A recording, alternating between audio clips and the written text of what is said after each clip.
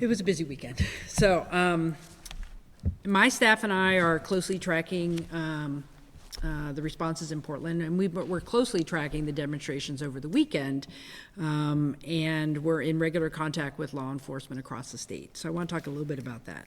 Here's my takeaway. Oregonians are showing up this year to have their voices heard, and in some cases just have their signs read, and to take a full advantage of our democracy and the freedoms that this country was founded on. Our state participated in one of the largest peaceful demonstrations in American history and had one of the largest showings. Oregonians overwhelmingly heeded the call to engage lawfully and reject political violence, thereby raising their voices effectively. So I first of all want to thank Oregonians for their roles in participating in this weekend's demonstrations. I'd also like to thank local and state law enforcement who in every corner of the state kept Oregonians safe and only intervened when lines were crossed. The facts from this weekend are critically important right now here in our country. I want to share some preliminary numbers with you. In Portland alone, there were an estimated 50,000 people demonstrating during the planned events during the day on Saturday. No arrests were made at those events. Later that night, at an entirely separate event, there were 3 arrests outside of the U.S. Immigration and Customs Enforcement building in Portland, which I want to be clear and mention is not a detention center of any kind. The event there was declared a riot at 6:30 p.m. and lasted a short period of time. It's really important to emphasize here that an estimated 50,000 people in Portland peacefully marched. And separately, there were 3 arrests made later on Saturday evening. Between Wednesday of last week and today, where there were increased activity in Portland concentrated around the ICE building, there were a total of 20 arrests, and thus far 17 individuals will face prosecution. These numbers are important because they tell a story about how we can move our state and our country forward with lawful, civil discourse and participation. Here are some other numbers for Saturday. In Eugene, 6,000 people demonstrated. Salem, 4,000.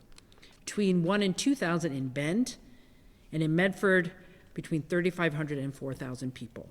Statewide, that's approximately 66,000 Oregonians at the high end, and only 3 arrests on Saturday night in Portland related to a isolated event at the ICE building.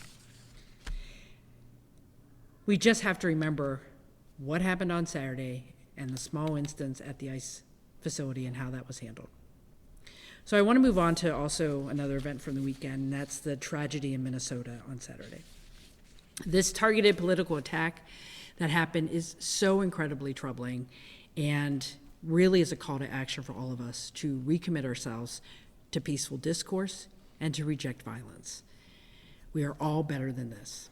I've been in contact with Governor Walz and First Lady Walz about the incident in Minnesota.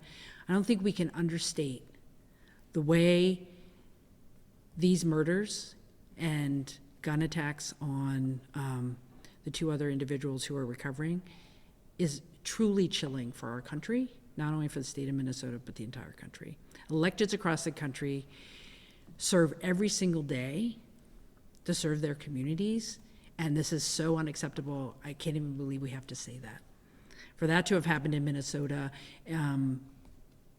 that could happen anywhere in the country when that kind of thing happens, and we have to be vigilant and say no to that. That's not who we are as Americans, and it's incredibly dangerous, and we just have to keep pushing back. And I'm glad for the citizens of Minnesota they've caught the individual, because I know it's been a very harrowing weekend for everyone in the state. More going on here in Oregon. I'm going to give an update on the fire in Rowena in Wasco County. Last Wednesday, I declared a conflagration order for the Rowena fire in Wasco County. To remind everyone, the Conflagration Act orders happen to call up all available resources to respond to fires to protect lives and property. That was my first conflagration order of the year.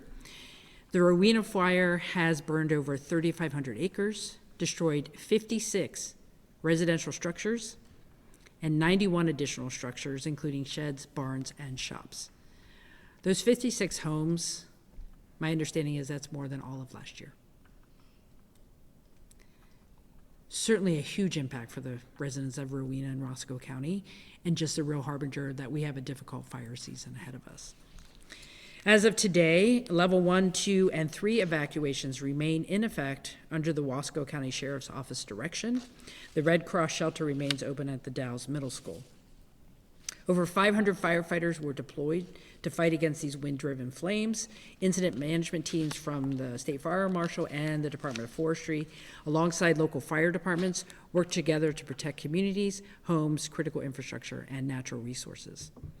With the threat to structures diminishing, the Oregon State Fire Marshal's Green Team has demobilized as of this morning. The Oregon Department of Forestry work does continue.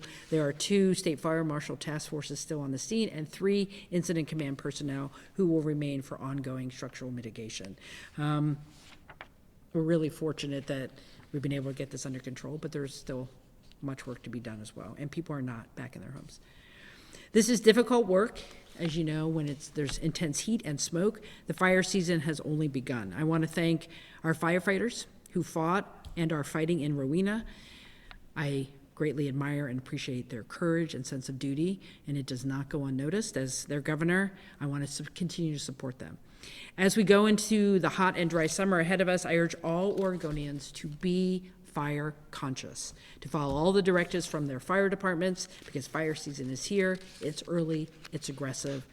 People should all have those plans in place, particularly if they're in certain parts of the state. But we should all be ready. We should know the challenges and dangers, and we should do everything we can to prevent fires from starting in our homes or on our property. Which is a good segue to wildfire funding. I have full faith in the state's firefighting agencies and their ability to protect Oregonians and the things that we all hold dear. But without predictable funding, their ability to respond to this wildfire season will be undermined. We cannot rely on our federal partners to fill the gaps. We need more helicopters. We need to maintain our fire engines. We need more wildland firefighters. We need readiness resources to be able to mobilize quickly. The proactive, effective response we're seeing in Rowena right now is what is in jeopardy for other fires in the future if lawmakers do not act this session. We have only just weeks left in this session, days, depending on who you're talking to. Without an immediate path for an ongoing funding mechanism, I urge the legislature to identify as much one-time funding as they can for wildfire suppression and mitigation to help keep our communities safe. And I think I will end with one of the solutions I'm strongly advocating for. I am strongly advocating for at least one solution right now. There are others on the table, but this one I think people need to get done. And that's to use the funding from the interest of the rainy day fund to fund mitigation and readiness. Not just suppression, but helping our communities be ready to prepare the landscape, prepare their communities in the threat of wildfire. If they take that interest from the rainy day fund, we estimate under the current corpus of the rainy day fund, what we have in it now, that would be $161 million in the 25-27 biennium that we can dedicate to mitigation and readiness. I see no reason why they can't get that at least done this session. So with that, I'm happy to take any questions. All right, before I get started, I'm giving you the rules here. I'll call on you for in person, we'll switch off with virtual. And Anka will give you that silly mic so that you can talk into it so virtual folks can hear you. Go ahead, wait for Anka. The two across the table. What about the ones that we've texted you? Are those already included? Or you will, if you can just straight up ask your question. Okay, that works. Yeah. Governor Kotek, thank you. Bryce Hill with OPB. I'd Hey just there. like to hear your reaction to the housing budget bill that's moving through the legislature so far. Well, I am, thank you for the question. I am reviewing all the budgets that are moving. While we've been engaged with our budget writers to give them as much information as possible, I am still reviewing all those agency budgets that are moving, the ones with a lot of general fund, like the housing budget and some of the education budgets. I wish we were in a different environment, funding environment, because I think we need to be doing a lot more. I feel good about the fact that the legislature has focused on remaining and staying committed to what we have said around shelter and rehousing. And frankly, we just need to be doing more on the housing side. And so that's what I'm looking for, is the rest of the budget to finish up. And I have a question, remote from KVAL, KMTR. With the increase in political tensions across the nation, including political violence, and the president instructing ICE to specifically target Democrat-run cities for deportation raids, how are you planning to respond should Oregon communities be targeted? Well, what I'm seeing across Oregon is a real understanding that our immigrant communities are important for who we are as a state. And I've stated multiple times, we will follow the law here in the state of Oregon about what it means of the role of local law enforcement when it comes to immigration enforcement. I don't take kindly to the fact that the federal administration is picking on particular cities. The focus should be on folks who potentially, given their records, could be threats to communities. That's not what we're hearing from the Trump administration. They're talking about wholesale immigration enforcement without regard to who those people are and how they contribute to their communities and whether or not they have any criminal background or not. I would urge the Trump administration and the Department of Homeland Security to focus on folks who are actually a danger to communities. And here in Oregon, I think we understand that the immigrant communities here contribute, have the right to live safely, and that economically we're all better off when folks can just go about their daily lives. Go ahead, Iris. To that effect, if you've had any discussions with people in the federal administration or at DHS about the potential for ICE to come, Portland Mayor Keith Wilson had said, National Guard, in response to some of these protests against ICE. Portland Mayor Keith Wilson said, no National Guard. Now we're seeing Trump telling ICE to target 3 big Democratic cities for raids. That's LA, Chicago, and New York. I guess, can you get into any specificity about what you have or have not said in conversation with these higher-ups with the National Guard? What would you do if your authority is usurped in that scenario? Well, I don't think it would come as any surprise to anyone that I take situations one day at a time based on the evidence we have. Here's what I'm seeing in Oregon right now. We had a lot of people demonstrating peacefully and lawfully over the weekend. And we had 3 arrests on Saturday night when 50,000 people were in the streets in Portland during the day. We take, and the mayor and I are on the same page here. Mayor Wilson and I truly believe, and other folks in the Portland area are also on the same page, that when there is criminal activity, no matter who it's directed towards, it needs to be dealt with expediently and clearly. And we're doing that around the ICE building in Portland. The Oregon State Police has been involved, Portland Police Bureau. We all take that criminal activity very seriously. And the message that I believe that sends to the Trump administration is, we know how to keep our community safe here. We believe in addressing criminal activity. We are not going to let anything get out of hand here. We don't need anybody's help. We're doing just fine. I want to also commend that we need to continue to have strong partnerships with our federal agencies.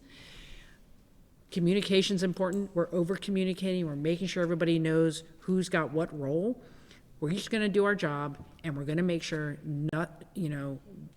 we take care of our own issues here in Oregon. We do not need any external forces coming into our state. I have a question, Nick Budnick with the Lund Report. Governor Kotek, do you plan to comply with the federal request for Medicaid enrollee personal data? And do you know if Healthier Oregon enrollees will be included in that requested data? I can't answer that one today. We're reviewing the order around patient privacy. What's really important for us is to understand what are we required to share, and also I think it's very important to the degree that we can that we do not share personal information. Always comfortable with aggregated information, but when we start sharing personal medical information that could be misused, that's a challenge for me. So we're looking at the order, trying to figure out what it is we are required to do, and I don't have a specific answer today, but making sure we protect people's personally identifiable information is really important to me. Yes. Thanks, Governor. Not surprised that I'm looking for more details on wildfire. You mentioned the need for predictable funding, and then I think I heard you say you want lawmakers to find as much one-time funding as they can. Yeah.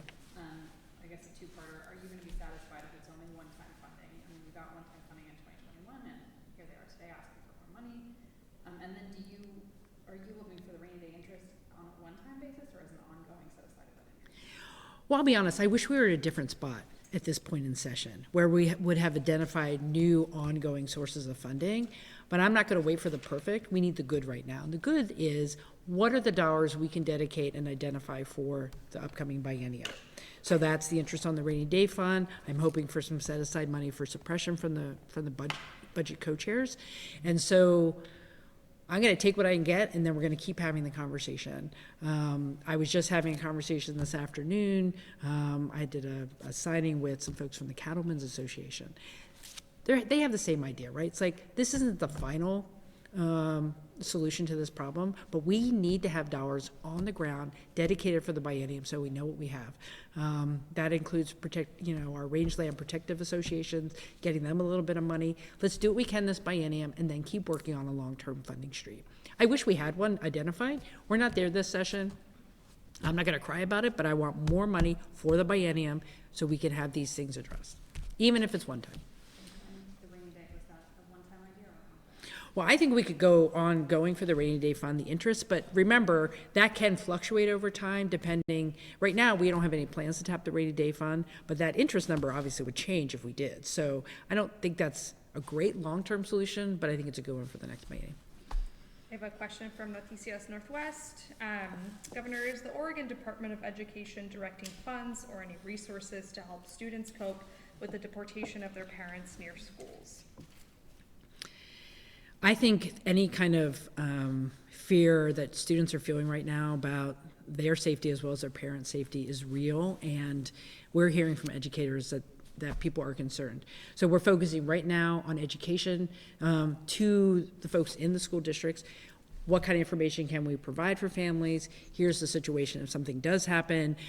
Just trying to provide as much information as possible. I'm not aware of any particular resources being spent. I think what we're doing right now is just making sure all of our schools know what their students and families need to know if something does happen. But it's a tough time for our families. We need students to be in school, and when they feel unsafe, kids don't show up. So we're trying to send the message, we'll keep you safe, here's what you need to know, and please come to school. Well, and actually, the school year has wrapped up too, is wrapping up in many places too. So we hope children will come to the summer programs, because that's really important. Hi, Governor. Daisy with KGW. Given the recent detention of vineyard manager Moises Soleto, part of a broader uptick in ICE actions in agricultural communities, what is your response on the behalf of Oregon's wine industry and immigration workers? Well, we have several industries here in the state that are highly dependent on a workforce that is being targeted right now, whether it's our vineyards or other agricultural spots. What I would say is Oregon is not immune. We are seeing this around the country. I am heartened by what I am seeing from the Trump administration, some of the news, that because of the uproar about what it's meaning for certain workers, whether it's in the hospitality industry or the ag industry, they might be withdrawing some of that impact on trying to go after certain workers. I hope that's the case. If we really want our economies to keep moving forward, that workforce needs to be there. So I'm hoping that it will stay to a minimum. And I don't know anything about that particular case, but we will definitely monitor if we see more of this ICE action happening across the state. I have a question, Lillian Monjo Hughes from the Oregonian. The LFO budget recommends an 80% cut to the rent assistance and eviction prevention funding requested by OHCS. This recommendation is also below your proposed budget. Advocates are calling for your original budget for OHCS to be protected. What is your message for the legislature as they consider this proposed cut, and how does this reduction in funds to prevent homelessness sit with your overall effort to reduce homelessness? Well, we know the most cost-effective way to continue to address the fact that we have a lot of individuals experiencing homelessness is to keep them from experiencing homelessness in the first place. So those prevention dollars have been very effective in this biennium to keep people housed before they lose everything. I wish we were seeing bigger numbers out of the legislature here. I will be fighting up until the end of session to add additional dollars back into some of these budgets. The agency budgets are on the move. There's still an end of session bill. I'm trying to articulate why it would be helpful to have additional resources. I would argue we need another $100 million in my housing and homelessness package, and one of those is for eviction prevention. Go ahead. Hi, Governor. Hey. Mia with the Oregon Capitol Chronicle. So President Trump recently said he plans to start winding down FEMA funding as at the end of the hurricane season, which I believe lasts until November. So first, have you heard back from your request to declare a disaster for the spring floods in southern Oregon? And is what Trump said on your radar, and what would that mean to not just those communities, but the rural communities that are experiencing all this damage from natural disasters? We have not heard back from the White House about the declaration request. So answer number one. I did have the ability to speak with a bunch of other Democratic governors recently about FEMA, and here's the message I would send.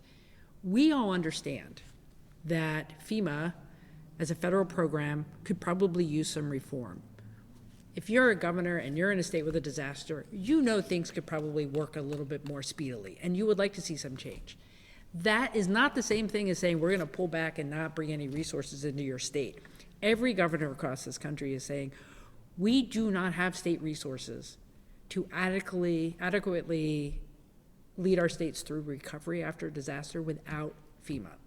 So it is concerning to me that what we're seeing around the country, not just from our requests, we're seeing delays. We're not seeing immediate responses to our requests. We're hearing concerns about FEMA money actually flowing to the states. That will be disastrous for any state that is experiencing a disaster. So if we look at the situation in Rowena right now, in addition to how we fight wildfire and prepare our communities, we do need to have a conversation here in Oregon about how we have immediate funds to help communities who've just experienced a disaster. Not to go into too much detail, but after the 2020 wildfires, when I was speaker, in 21, I put together a joint bipartisan group to say we need to get some money out the door to help our communities. And we had some extra dollars at that point because of where our revenue forecast was. We also had ARPA money connected to COVID. We were able to move a lot of money out into those communities early on to help them recover. And then we got delayed because FEMA takes a while, and it's taken a while to get those dollars out the door. We don't have those kind of dollars right now. So right now, you saw the flooding in Burns. We need to put some money, hopefully from the state side, into those communities to say, this isn't going to cover your complete expense, but here's some money now until we hear from FEMA. I think the situation in Rowena is very similar. I don't have an answer for that right now. We do not have those kind of funds to help a community in the immediate recovery right after disaster. We need the federal government to step up. I would hope that in the interest of reform that we're hearing from the Trump administration, we're going to see actual reform, but not any pulling back from the dollars that come to our states. We need those dollars, and we can't do it without the federal government. I have a question here from Newswatch 12. Governor, you've said you're frustrated with the lack of progress on wildfire funding. Do you believe Senator Golden's proposal to redirect a portion of the kicker is the only viable path forward, even if it means a tough bipartisan vote and potential backlash from taxpayers? I don't think legislative leaders have the votes to take a portion of the kicker this session. I think we have to focus on other things.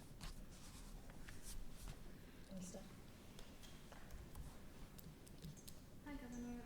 So thousands of people have submitted public testimony on the transportation package, and many of those people are concerned about the financial burden from the different price increases. And we've also seen a proposal from some former lawmakers about a potential referendum to send those tax hikes to the ballot. I'm just curious about your take on that. So thank you for the question. So the transportation package that is in final consideration and that they're taking testimony on, I think is a very clear approach to meet the basic needs of our transportation system. It is not going to buy everything we need, but it's going to provide maintenance. It's going to provide commitments on some projects that have to get done and provide stability so we can take care of our roads and take care of our bridges. And I think the idea that people are paying for the things they're using, I think is embedded in that package. The political action committee that was formed to potentially refer it, that is, how do I say this? It's not unusual that people will be playing political games with the transportation package. Of course, I don't think any of us want to fight this at the ballot next year, but right now I'm focused on making sure they can get the transportation package done. And then, people have the freedom to do what they need to do. But the reality is, I think we all agree, no matter what you drive or where you live, we need to make sure our roads actually work for people. And that package will get the job done.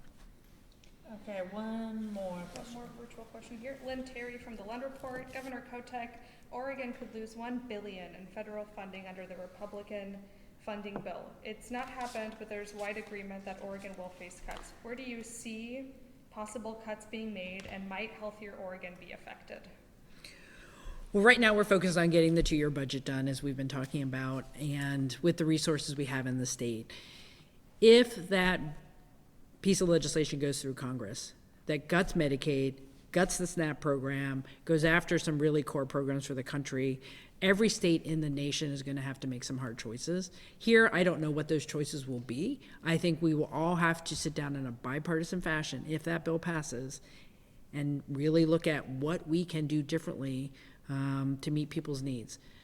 I will also say the reality is, no matter what we do on the state side, we will not have the dollars to make up for those gaps. People will lose services. Well, it's 2:30. You said we have Really good question. Sure. Time for one more, no. We're closing at 3:30. Sorry. everybody. Go. Okay, well, I guess for the sake of time then, does any of the sort of backing away from the kicker have to do with the fact that no Republican has taken an unexcused absence yet, and they could take their last 9 days and walk out? I think where it comes down to the kicker vote is, it's a difficult vote, particularly for Republicans. I wish we'd had more time to actually develop this conversation in a way that we could have had some success. Because I think at the end of the day, a very small portion of that kicker money for our very, very high income earners could be set aside to help us all fight fire. We didn't get a chance to have that conversation. I think that is separate from whatever rumors are out there about people thinking about not showing up for work. I think that's a separate conversation. All right, thanks everybody. Thank you. Appreciate it. I'm sorry, Alex, what? Are you worried about it? I think people should show up for work. Thank you. I am. I think they should. So. Thanks for taking the last Thanks question. everybody. Appreciate it. Thanks.